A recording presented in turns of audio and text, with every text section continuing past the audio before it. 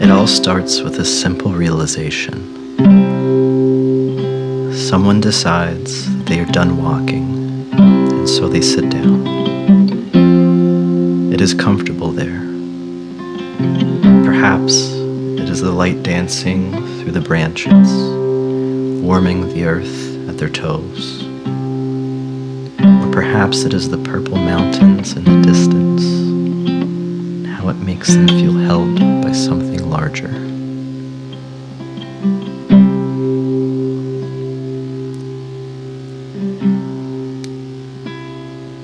But then they realize there are storms, or that the green blooms and wild flowers are only passing gifts. And like the calls of summer birds in the morning, they grow distant with the sun over time.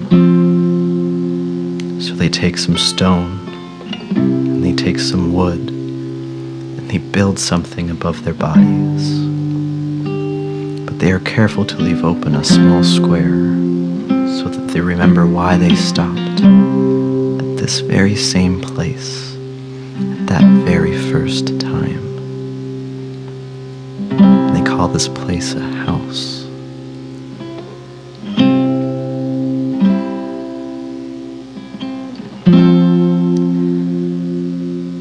Things go well for a while.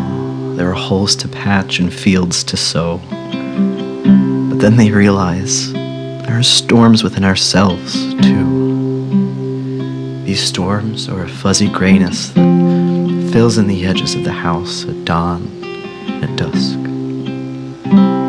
So instead of walking farther into the forest, they walk to another house close by and ask if the person that they have smiled at every chance they had would like to come out.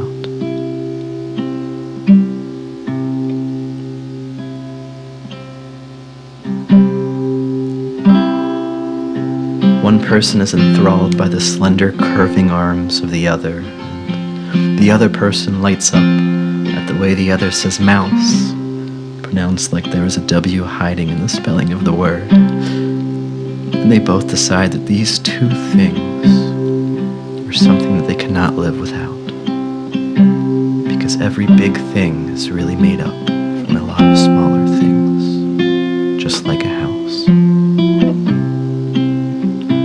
So they stand in a patch of violet wildflowers on a warm day, and people who live in their houses join them, and people who used to live in their houses, whom they have not seen in many days, join them. And one asks a question, and the other agrees. They do not return to their houses alone. Instead, they both go to one house and call it a home.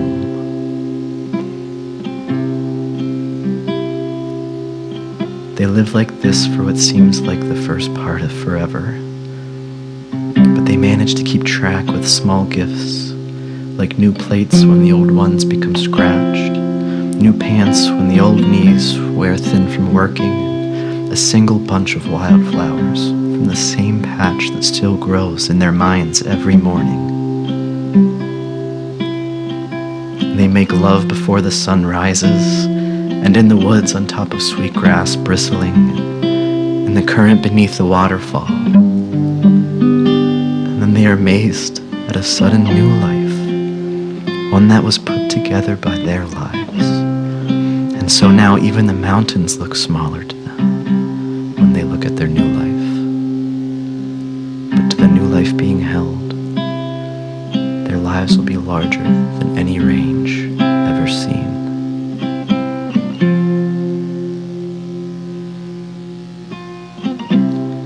But one day, just like they did so long ago, their new life will leave their home. And they, now older, will continue on as they did before. Yet the winters will grow colder, the mornings earlier, and their memories shorter. But before either of them leaves for good, the story ends with a simple realization.